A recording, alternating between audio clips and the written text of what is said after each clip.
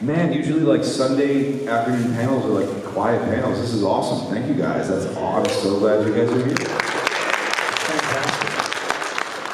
All right, so just a heads up. If I stand up and talk, can everybody hear me? Yeah. Awesome. I usually do not like to be tethered to a microphone. When we do Q&A, I'll sit down or anything like that. But I need to freaking move, man. Like I cannot be constrained. And also, I'm so exhausted from like the travels and being in the booth. If I do sit down, I might fall asleep.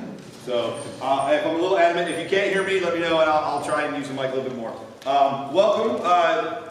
Just to poll, I usually don't know, this is our first time here in 2 years, so I don't know where we are. If we've got users of the software, people who know nothing about it, or just seeing it, you know, people who have questions or just want to hear the story. So real quick, who here currently owns NES Maker?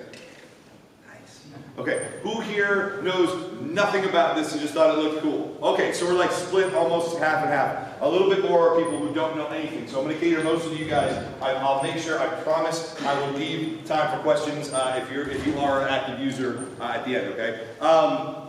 Also, if you guys do enjoy what I'm talking about and are interested about getting involved, I do have copies of NES Maker. If everyone here were to get one, we would run out at this event. So this is an awesome crowd. I'm super excited about this. I hope that you guys all join us in what we're doing.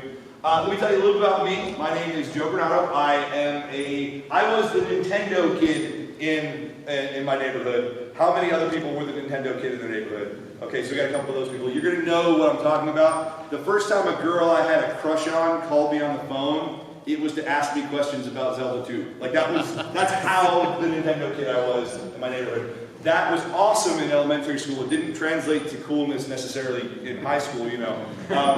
But anyway, in elementary school, me and a neighborhood kid decided that we were going to make our opus. Like, we were going to make our NES game, and we got graph paper and colored pencils, and we had a Casio keyboard and a cassette recorder, and we designed our game, and it was called Mystic Searches, and it was going to be the greatest Nintendo game ever, and we had a whole box full of stuff, and we took it, and we sent it to Nintendo of America, and we knew that address because we had Nintendo Power, and we sent it to the return address for Nintendo Power in a big box, and it was a handwritten piece of paper inside that says, "Hi, please send us the stuff we need to make our game, like a blank cartridge and stuff, Joe, Matt, H, and send the box." I don't know exactly what we were expecting, but every day that summer, this is kind of what we looked like. We were waiting, this is me and Matt sitting outside my house waiting for the delivery truck because we were just sure that, you know, the NES dev kit was going to show up and we were going to intrinsically know how to use it, I guess. And of course that didn't happen. What happened instead was we got the form letter. Anybody else ever get the form letter? Somebody? Yeah. So if you ever like submitted your own ideas for Mario levels or Mega Man characters or the next Zelda game or whatever, they sent you this nice little form letter, and it was basically Nintendo cannot take unsolicited game ideas, stay in school, don't do drugs, do good math. Like that was basically the letter, right? And so we were crushed, and all the ideas ended up in storage. And I grew up. I did the things that you do when you grow up. I found rock and roll and women and everything else that distracts you from all those things, and totally sort of forgot about this. And eventually I did become a programmer. I was early developing iOS games. We were doing Flash games and for websites and stuff like that. But it wasn't my full-time job. I was a filmmaker. And I was also a touring musician. I toured with a rock band for 4 years, came back, opened up a recording studio in Baltimore, in that recording studio, we ended up starting to do music production, film, and we started to dabble in professional game development. Okay, so I moved to Florida, and I buy a house in Florida. I get a great job down there at Wheeling College of Art and Design. And when in Florida, I bought the house. My parents say, "Hey, you should come get your stuff out of storage and move it to your new house. Now that you're not in apartments anymore, you got a house." So I went up to New York, and I found the box. I found the box with all those 8-year-old illustrations. Oh my God, this is so crazy. And I opened it up, and like most of it was destroyed. I mean, destroyed by weather and time, but there was a few pieces that existed. And I sat back and I'm like, damn, I could make this game now. I can actually make this game now. I'm a programmer. So I started making an iPhone game out of it just for the novelty of it, like how wouldn't that be funny? And it just wasn't gratifying enough. And I'm like, you know, without it being for the NES, this is not the game that I would create. Obviously, an 8-year-old designed this thing. Like, you know, it's not satisfying. So my film production partner said to me, "Why don't you make it for the NES?" And I said, well, I mean, yeah, but how would you even do that? And he's like, well, people will do it. There's homebrew games out there. And this was at a time when homebrew wasn't quite as popular yet. And we decided to do a deep dive into looking into homebrew games and how people did it. And as filmmakers, we said, wouldn't that be an interesting documentary? Wouldn't that make for a fascinating film about the homebrew community? Because no one really knows that this is happening. No one really knows that this is a project, these are projects that people are working on. People are like working in secret. There are a lot of people making homebrew games that just never, like, we went around Dragon Con in Atlanta, okay? One of the nerdiest places that you can imagine. I mean, everyone in a 5-block radius, 5-square block radius is in cosplay, and they're like, not just like nerdy cosplay, they're like, you know, Luigi dressed as the Doctor from Doctor Who. It's like doubling up on the nerddom. It's like really weird stuff, right? And we were going around asking, we'd see somebody dressed up as, you know, Link, and be like, hey, do you still like NES games? Oh yeah, man, I still got my NES, I play all the games. Yeah, what's your favorite game? What's your favorite new NES game that came out in the last 10 years? Wait, there's new ones? Yeah, don't you know any homebrews? No. People that were obsessed with the NES, that were willing to dress up in character for 3 days, didn't know that homebrews even existed. And so that's why we decided this was a really interesting story to tell. And so this is the trailer for that documentary. It's on Amazon now. We've also got copies here. Here's the trailer. I found these illustrations for a game that I created for the Nintendo Entertainment System when I was like 8 years old. You're gonna try and make that game? Shouldn't I? So actually, try and make it for a cartridge. Could we make a compelling game experience despite your limitations? It's gotta be doable. You need to take all your ideas and just go ahead and cut off the top 99%. But this character we created, he's young, he's kind of a vagabond, he's a musician. How am I supposed to convey that in 16 pixels in 3 colors? He looks like a deranged Smurf. We're gonna have such limited verbiage. How much verbiage do you have then? Worst case scenario, none. You get too far away with trying to wave a noise channel, and you have to create a movie soundtrack.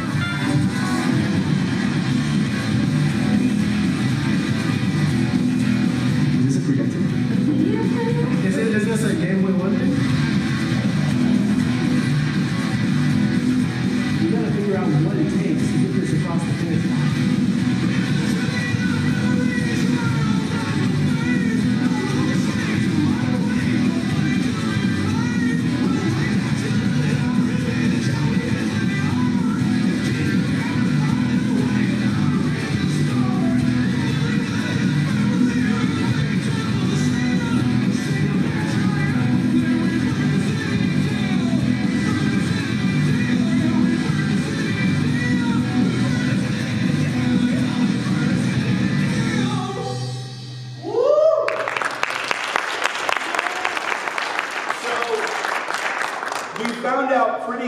That the silly little idea that we had about making this little documentary about people making these games, when we started pitching to people, oh my God, the people that got involved that we didn't expect. And one of the first ones that got involved that we did just blew our mind was Adam Goldberg, the producer, the creator of the Goldbergs on ABC. He's like, dude, I want to be part of this. I want to be your executive producer. This is going to be amazing. And like, what are we even talking about right here? I've been doing film and games and music for decades now, and you're telling me that the illustrations I did as an 8-year-old kid are yielding the thing that's actually working? Like those stupid ideas that I forgot? So the documentary ended up doing really well, and we connected with so many homebrewers and so many people that were in the scene and in games in general, like the people at IGN that we're able to open up this world to. And we've seen homebrew really grow in the last few years, and we really hope that we help push that visibility. So this was the project, and it was us making our game. And the last time we were here, the film had just finished. Did anyone see the film when we were here last year? Anybody here? Okay, we actually showed it here a couple years ago. And our game was finished, like our game engine was done.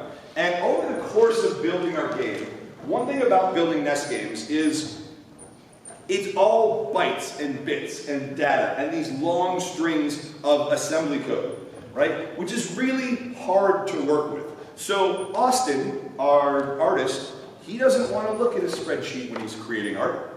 He wants to look at the art. He wants to see it. When he's creating animation, he wants to see the animation frames. But I, as a programmer, need it in bit form. I need to see the hex values. I need to see the binary data.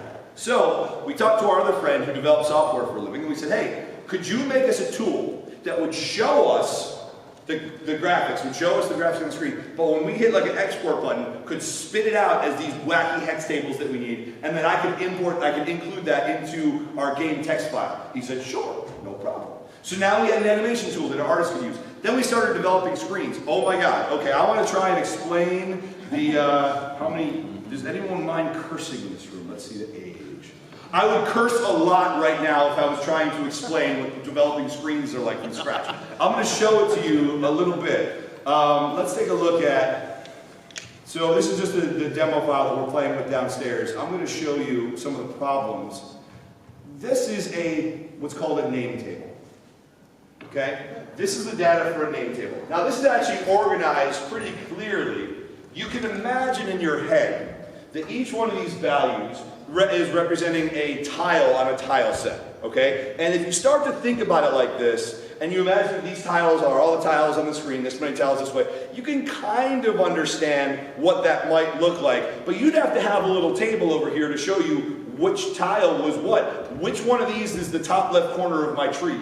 I can't remember which number. Let me look at my tile set. Oh, it's 27, right. And then 28 is the right, and then okay. And then you accidentally put it in the wrong spot when you compile the game. Now you got to go back in and say, wait, okay, it was one over too far. Let me fix it over here, and then you start accidentally putting things in the wrong spot, and it gets really confusing. Oh my God! But it gets worse. That's just the tiles. Now, let's take a look at the color values and how it knows what colors to place wherever, okay? So this is what we call an attribute table for the same area. Some of you eagle-eyed viewers might notice a small problem or strange situation. Can anyone tell me what's strange about looking at my attribute table versus looking at my tile data? It's like half the size. It's like half the size. It's half the values because attributes are done in 32 by 32 areas where tiles are done in 16 by 16 areas. So if I'm trying to figure out what color to make this tile right there, what do I use? How does that correlate? You're like doing spreadsheets and math and charts trying to figure out what you got. Oh my God, it would take us hours to make one screen, right? Just to make one screen and get it the way we want it to. And then people are like, why does it take so long to build your desk game? God, right? So we started building screen tools that could make it, we see what we want to see on the screen, and then it spits out those tables for us, and we can just adjust them, right? And we did this with so much of the game engine. And when we came here a couple of years ago, we were showing the movie and the game, and people started asking, well, how did you make it? And we said, oh, well, the same story I'm telling you now, and we ended up making these tools. And guess what everybody wanted? Not our game. Everybody started saying, well, where do I get that thing? I'm like, well, The game looks cool too. thank you, I appreciate it. They said, where do I get that thing? And I said, what thing? They said, that NES Maker thing. I was like, the NES Maker? Oh, you mean our tool? No, that wouldn't do you any good. See, that just works with our engine, the way that we did things. It wouldn't really help you. There was a line, like all the way down the row, to ask us about the NES Maker tool thing. And so me and Austin were like, well, you know what? Everybody who makes homebrews develops these tools. Every single one. If you get downstairs, you go see the guys at Haunted Halloween. They're great, by the way. I love them. Check, that game is way better than our game. The Haunted Halloween games are phenomenal. If you go over to Brian Parker, who has Retro USB, if you go talk to the guys who run Project Blue, all these homebrews that are down there, right? They all make internal tools, but they all kind of hoard them. You know, it's kind of like, this is our tool set. We don't want to let anyone see the magic trick. Like, we don't, we don't want, and we said, why? Let's let literally everyone have access to our tools and let them create their vision for the NES. Could we do that? Could we make a tool? Now, right now, that doesn't work like back then. Now that doesn't work because right now, it will only make our adventure game, right? And that's cool, like they could have a level editor for our adventure game. What if we started playing with what's under the hood and made it more modular? And then allowed them to sort of design it themselves and sort of figure out, I want to make a platform game, okay, then my game's going to use gravity, so okay, then all this stuff. What if we did that? So we spent 18 months doing some R&D, and we got basically what we liked, and it was in an infant sort of state, and we said, okay, what if we put this out as a tool, if people want it, then we'll finish it. Let's do a crowdfunding campaign. Let's just see. And I asked our tool developer, I said, if we worked bare bones, me, you, Austin, what would it take to get this across the finish line to at least be like an adventure game, full on, we can make our own adventure game and make it different enough and unique and whatever. And he gave us a number, and we figured that we could get across the finish line for about $32,000. That would be hiring him full time for about 6 months, and not paying ourselves a dime, and just like going forward. And we took a chance, we rolled the dice, and we put this out into the world just to see if anyone was interested. Some of you guys might get a kick out of this. We put this out into the world. Man, I wish you could make our Nintendo game. Yeah, our game would be totally wicked.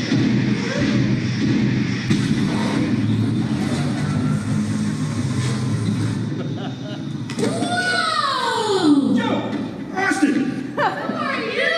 Who are you? From the future! 30 years in the future! We came to bring you NES Maker, our tool to create brand new cartridge-based, hardware-playable NES games. Wouldn't that take a lot of computer programming? No, young Joe, that's the best part! We explain it all on this VHS tape.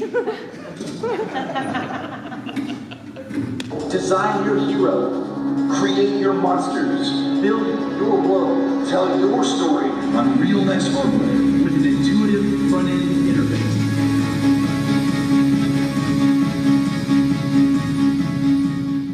And we didn't know really what the best case scenario was with this. We're like, man, we really hope that people support it. We'll be glad to do it. $250,000 later. Now, before anyone gets like, so what do you do? Buy his yacht? No. Most of that was to deliver hardware. So most people got the flasher with it, and we don't manufacture the flasher. So most of that got outsourced. But the real important number there was there were 3,000 people. There were 3,000 backers. There were 3,000 people who said, yes, we want to make our own NES games too. I want you to think about that number for a second. How many licensed NES games were there? About 700. So if everyone who got NES Maker at that time, just the initial run, made one NES game, they have now quintupled the number of NES games that exist in the world. That's phenomenal. So yes, we realized that this wasn't some like passive thing that we were crazy for liking. It was just something that people needed an entry point for. They didn't want to spend 5 years like we did learning the assembly code. Not that they were averse to it, they just probably couldn't. They couldn't invest that much. The only reason we did, by the way, is because we were beholden to a Kickstarter. We would have given up 20 times if we didn't have to finish it, right? And that's most people's case. Most people's story goes something like this. Anybody here ever dabble in trying to make an NES game? A couple people. Anyone finish one? Interesting. So here's how it goes, and you tell me if this is your story, okay? You have an idea for a game. It's going to be the greatest game ever. You're going to make an NES game. You start to learn assembly. In about a month, the screen finally turns on, right? And you make a color. Awesome. 2 months, you've got a sprite on the screen moving, and you don't even know what to do with that. Cool. And then you start to think, man, I could have made this in a long weekend if I just used Game Maker. Okay. Well, okay, I'm gonna, you know what, okay, NES is cool. I'm gonna build this in Game Maker because I got this great idea. I'm gonna make a Unity or Construct or whatever it is. And then you're like 90% done with it over there, and you're like, what the F, man? The whole point was to make an S game. I don't even want to make this game anymore. F this game. And you give up. And that happens, we've talked to people all over the country for half a decade now. And we've heard that story again and again and again. And the only reason we finished was because we were beholden to people. We had to finish. So now that we finished, now we've got a tool. And I'll pull up the tool for you guys. This is the current version that's publicly available for NES Maker. And what we've been doing is, what you're going to see is a project that we worked on at, this is fun, we worked on this at the Retro World Expo in Connecticut. And there was, we like to do this at shows when we can, there was a team next to us, and they had a game. And in their game, it was kind of a retro-inspired game, but it was for the Switch, or it was for iOS, for a modern platform. And they saw what we were doing, and they're like, oh my god, I wish we could port this to the NES so bad. And we're like, okay, let us get the art assets. And so there on the spot, we built their game, we demade their game, and they're just kind of watching, like they time-lapse the whole thing. In about 2 hours, we had a fairly functional version of their game running on real hardware. And instantly, okay, take my money here. We're in. We want to make a port of our game from NES. That's amazing, right? So that's sort of what you're seeing. I'll go through a little bit about like how you go about building a game. the first thing that you'll do is you make a new project. And what you have here is you have what we call modules. And modules are basic code packs for certain genres of games, like action game, platformer, etc. And this is not all that NES Maker can do by any stretch of the imagination. This is just sort of the default. These were easy to create modules for you guys to get started creating. And they're not very thorough. If you actually really try to make a commercial game, you're going to fail miserably. They're meant to be scratch pad, little starter projects, right? But they get you the confidence. You can build Pac-Man in 20 minutes, right? That's the whole point. You could actually build a game like that real quick and have it on hardware and playing. And literally, there's a 20-minute tutorial on YouTube. It is literally 20 minutes to get up and running. So anyway, you start with a module, and what that does is it populates the assembly code that's running underneath. All the common code that you would need, how the physics would work, how the AI would work, all that stuff, all the default things for that kind of game. It populates that in the background. You never have to look at it, okay? It populates in the background. So now that that's populated, I've done that for this. If I go to my pixel editor, and I can actually start creating graphics. Now, the way that NES handles graphics is really screwy, okay? What am I looking at there? I have no idea what I'm looking at there. Okay, NES doesn't see bitmaps. It doesn't see things like ordinary game development software does, like a Game Maker or Unity or something like that. It sees color values. It sees a 0, 1, 2, or a 3, okay? That's all it sees. And it pushes them through whatever palette is loaded to the screen at a given time. So we had to figure out a way for you to draw as if you're drawing a Photoshop or a bitmap or a GIMP or something like that, but at the same time get it into the constraints that NES wants to see. So what we did was we decided on an alpha, red, green, blue format that all your graphics are drawn with, but you can translate it through whatever palette you have loaded. So if you had this palette here loaded, this is what it would look like. If you had this palette loaded, that's what it would look like, right? It's taking those colors and putting it through the values of the plugin. So you can look at it either as black, red, green, blue, or you can look at it through the palette that you have selected right there.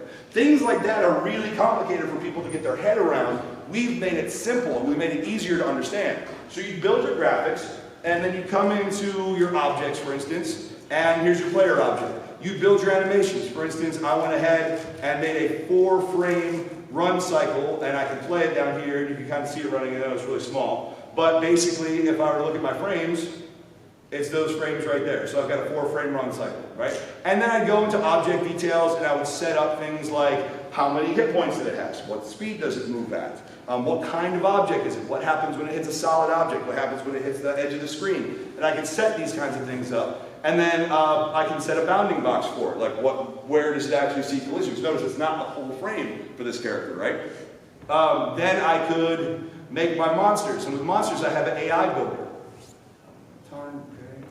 I have an AI builder here, where I can say, what action does this object do? So for instance, when this object is created, when it's in its first action step, it starts to move left. If I wanted it to move right, I would just choose move right. And these are, when I was talking about the default scripts that were loaded, these are default AI actions that were loaded for this module. They'd be different if it was an adventure game. They'd be different if it was a shooter, right? So for this module now, we're going to get to that in a second for those of you who are like advanced users and want to get under the hood. We're going to talk about that in a second. So let's make this move left again. Left, okay. And then you basically build your tiles. Right here. So I have my tile set loaded right here, and I can load a tile. I can say which sub-palette it's using, and I can say what collision data it uses. So if I wanted this to be solid, I would just choose solid right here. I would then name it and save it, and then those assets would show up when I was building a screen, like right here. So let's build something real quick. You guys can watch me build something on the fly. I'm going to erase some of this stuff. I just want you to, somebody give me something to add to this that you're seeing over here on the left here. Give me some ideas as to how to develop here. A tower? A tower. So we're going to make a big tower. We're going to have the characters start on that tower. Okay. So let's build a tower that goes all the way up to here, and we're going to move that monster. I'm going to reset all the placements here. I'm going to get rid of this guy. I'm going to build a big tower with these beams. This.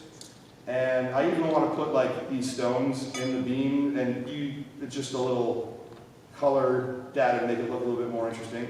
Okay, and then maybe I need like a ladder to get up there. Like that, and then, you know, these are spiked death things, so if I fall on those, I would die. Let's do something like this, and then, oh, I don't know, something like this. Point is, I'm showing you guys I'm making this on the fly, and let's make this like steampunky little gauges and whatever. And I'm going to make this a little prize block here that a little prize is going to pop out of. Okay, and up here, I'm going to make this a little bit smaller of a tower, actually, so I'm not so close to the top. So I'm going to copy this area, and maybe like that, maybe like that. Okay, right there. Okay. And I'll put a monster right here, place monster 1, and on the edges, I'm going to make these monster barriers. So when he hits that barrier, my character is not affected, but when he hits that, the monster's going to move back and forth. So now I'm going to place my player right here. Also, I think I turned off ladders on this, so I'm going to actually give myself a little jumping platform here. Now what I can do is I can test and play, and what it'll do is it's going to compile the data, and then it's going to open it in the emulator that I've set it to. We have one by default. In the next version, which is going to come out in just a matter of weeks, and don't worry, if you get it, you get a free upgrade. Messin is good. If you get anybody use Messin as an emulator, you know, it's a really great one. It's got debugging tools, all kinds of stuff. They have licensed it to us to use with NES Maker, so it'll be by default what opens, which is super exciting. Now that level that I designed just opens in Messin, and you can see there's the game. There's what I set up. And sorry, gotta plug in my controller here. Anti-climactic. Oh no. Sorry, I forgot. I have everything hooked up to my controller, not my keyboard. So, 1 second, let me plug this in. And let's say that we didn't like something there. Let's say that, you know, I need more of a star field over here, and I'm just going to like put in stupid amounts of stars over here. I don't know why. Okay, that looks cooler to me for some weird, unaesthetic reason. Now let's test that again.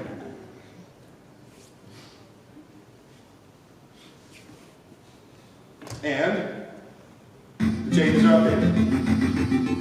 And now you controller working. And this has the prize in it. There it is. Awesome. So this was the thing that we put together in maybe an hour at Connecticut, and we had them filming us the whole time we were doing it to give you an idea how fast you can jump. Now remember what I was talking about building those screens earlier?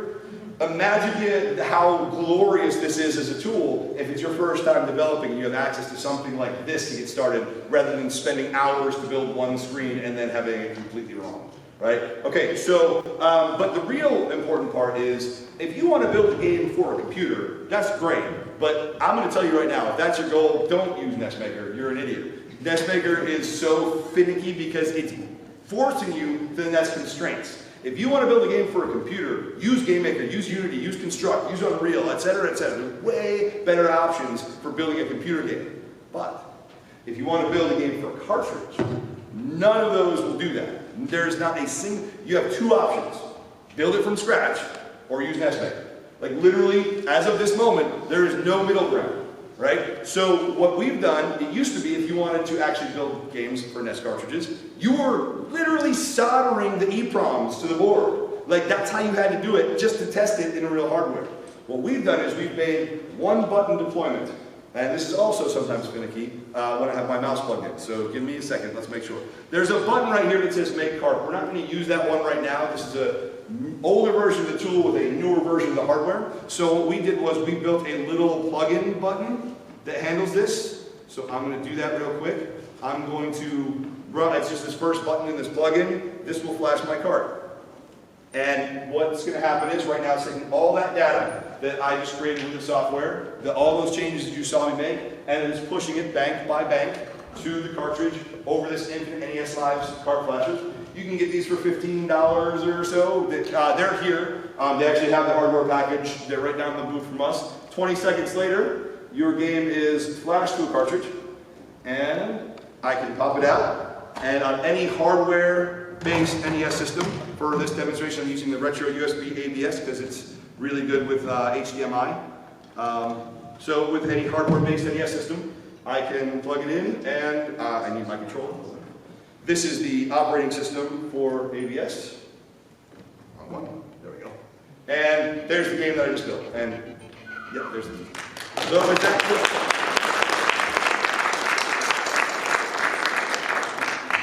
So I think I got through that as fast as I humanly could with making it hopefully a little bit interesting. That's a look at NES Maker. I'm going to take 2 more minutes to tell you what's coming next to hopefully get some of you guys even more excited and then try and take a little bit of Q&A. So what's coming next is there's a few things that we can't talk about, but there's a couple things I can talk about. One of the big things that we're noticing is there's no central hub if you want to try and monetize your NES game. It doesn't exist. One of the reasons that's a problem is, let's say you're a game store owner. Let's say everybody in here starts making games for the NES. Everybody.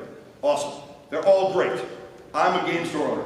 Every single one of you wants me to stock 5 copies of your game in my mom and pop game store. Is that likely to happen? No. I don't have the capital for that. So how can we get around this problem? We've developed a concept for a printing on demand system for NES games. So we're going to have a software that effectively acts like a Steam marketplace, where you can purchase games and play them in the emulator. It also encrypts the ROMs, so nobody can just download your ROM and then spread it around for free like the emails. It won't work in a regular emulator. It'll work in our player. But then there's actually, for people who are verified resellers, they're going to be able to flash cartridges right from there. So all they have to do is they don't have to stock 5 copies of 100 games. They have to stock maybe 10, 12 carts at a time and blank cartridges like what you just saw me have. And if somebody comes in and says, I want to buy your game, awesome. They can actually flash it themselves. They have the rights to flash that. You get paid the quantity that was for you. They get paid the quantity that was for them. They flash it and you get your game. They put a label on it and you get your copy of the game. Which means we've now opened up the ability to sell homebrew NES games in any store with very little responsibility or risk to those independent game stores, which is interesting for them. That also means people in their communities can start making games that could be sold in those stores. So it becomes more of a communal operation for those retro game stores.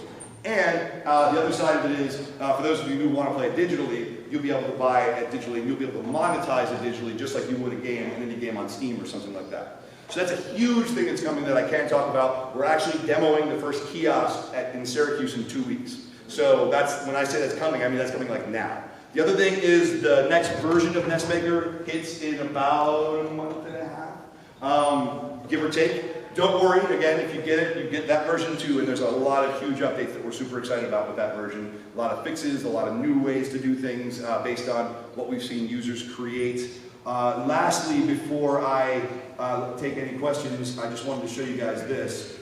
Some of you guys might be asking, yeah, but you know, what do these games that people are making sort of look like? You know, like what kind of games are we talking about here? Some of you guys have been by the booth, some of you guys haven't.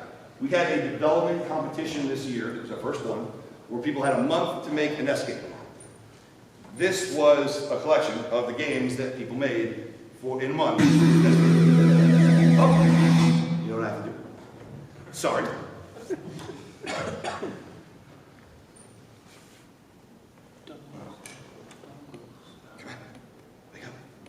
Plug and play.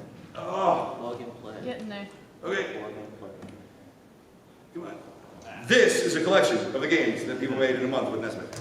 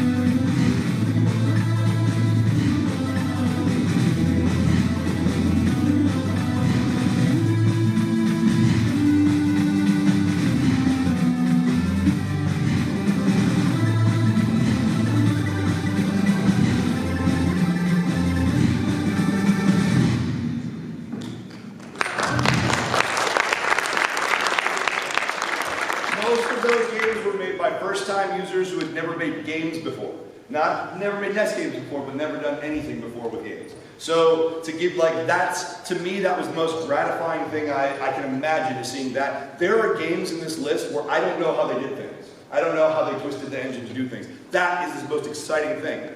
By the way, this year's competition is going to come up right after the new year. You guys are all perfectly eligible to be part of that competition. Howard Phillips judged for Best Game. He's the guy who created Nintendo Power. Mark Erickson, who did covers for like Strider and Bad Dudes, he judged cover art. We had guys from IGN for pixel art. So there's a lot of people looking at these games. We are really excited about adding more people. So with that said, we got a couple of minutes for questions. Yeah.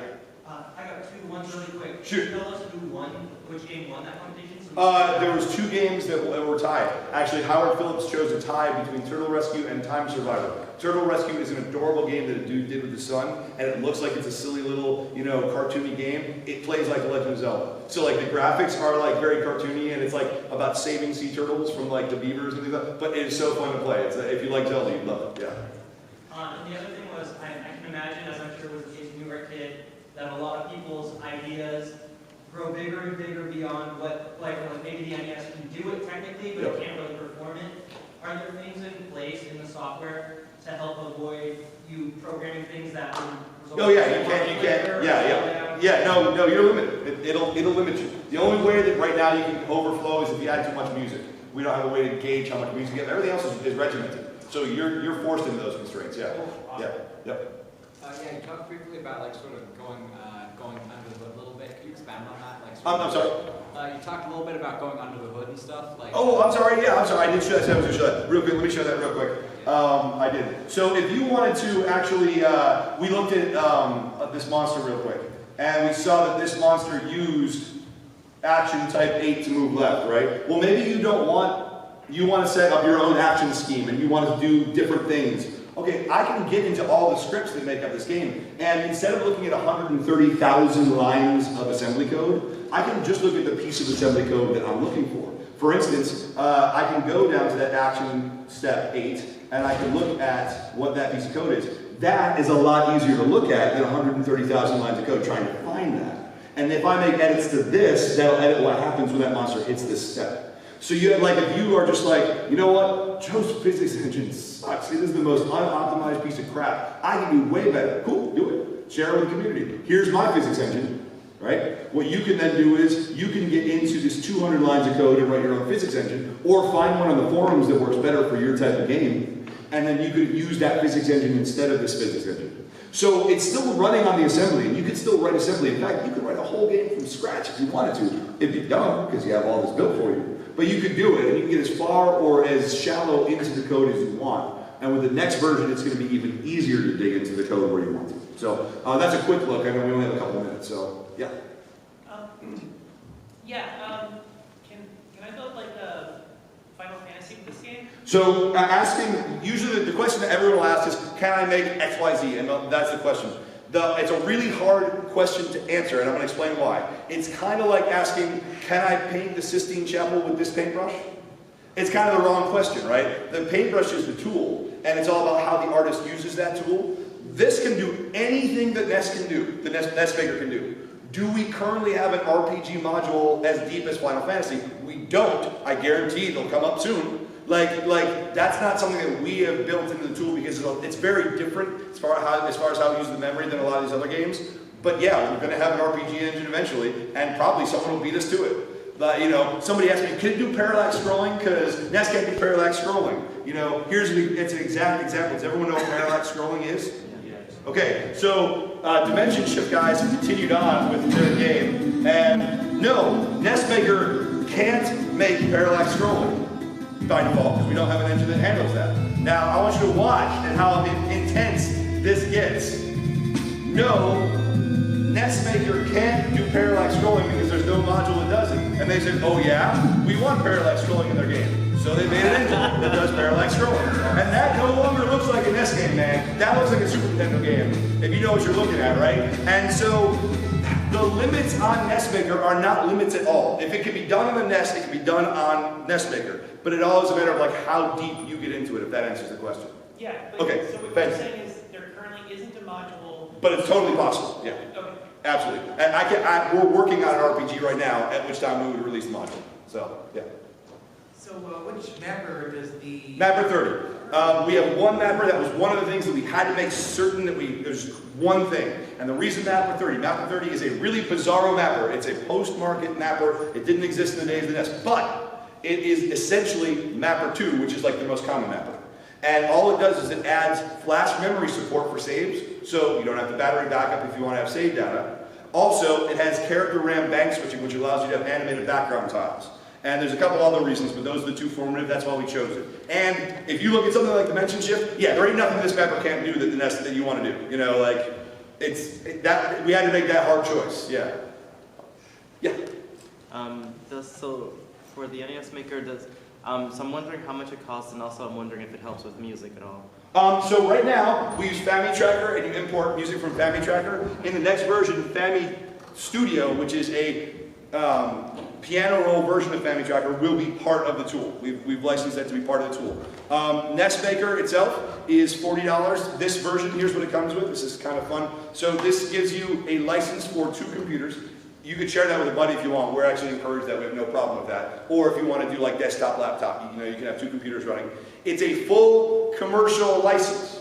So what that means is when the Dimension Shift guys finish their game and they want to sell it, because most of you in here would probably buy it, I would, they don't owe us any royalties. When you finish your game and want to sell it, you don't owe us any royalties. We're working on a distribution platform where if you use that, well, that's a different story, but you don't have to use that. You do whatever you want with your game at the end. Point is that it's your IP. We like to think that you'd say thank you in the credits for all the code that we provided, but that's up to you, whatever. But this also comes with a copy of the DVD of the New Navy Heroes movie. That way we can give you something instead of a download card at the convention. We bundle it with the DVD of the movie. So, yeah. I was wondering, this is a little more technical, but yeah. When you choose things out of the drop-down menus and all of that, is that stored directly as an assembly file, or is there like an intermediate file? It's all as assembly files, yeah. So the tool is tracking, what you're doing, but all those are offsets. Because I see that, and I'd kind of like to, I don't know, use some of my animation software to if you ever want to do that. So after I get it, we don't want people, and we were kind of torn. We don't want people messing with the actual NES Maker front end because you'll break it immediately if you try to. However, we want to give people the freedom to be able to do what they want if we didn't think of something. Yeah. So we've built in this plugins, which is C# plugins that you can make, and you can do whatever you want, and then add that to your part of the tool. There's tutorials. Okay, so I'd want to be generating C# code basically. No, you build a plugin in C# that would spit out whatever you needed it to do. Okay. Right. Okay, so that's a possible way that you can manipulate the tool in ways that we didn't think of, and a way that we got around the problem of we don't want them touching the tool because they'll break it. Yeah. But they can also start adding it and it doesn't break it. Okay. Yeah. Does it work at all, like version tracking, like Git or anything like that? You can set it up. We've had it's spitting out. We've tried to do a Git integration that happens like in the background because we want this to be considered more of a professional tool. It's really tricky. I gotta wrap this up here. It's really tricky, but we know people who've set their projects up in Git, so I know it's possible. It's just we don't have a default in-tool way to do it. Yeah. Does it run on Linux? No. It's right now it is Windows only, and as somebody who had 7 Macs and no PCs, I was using a Windows 7 32-bit partition on a 2011 MacBook for the first 3 years of this project. It pained me to say that, but one of the reasons is some of the peripherals that this uses are only Windows. So even if we built it for other platforms, it wouldn't matter. It would still only work for Windows. We're working on some, but right now, buy a cheap Windows machine is your best bet. Like if you buy a $100 Windows machine, you're probably fine. You don't need a lot of power to run this. So, guys, I'm going to go out. I want to clear it out for the other person. I'm going to be out in the hallway if anyone wants to chat after this or wants to take that.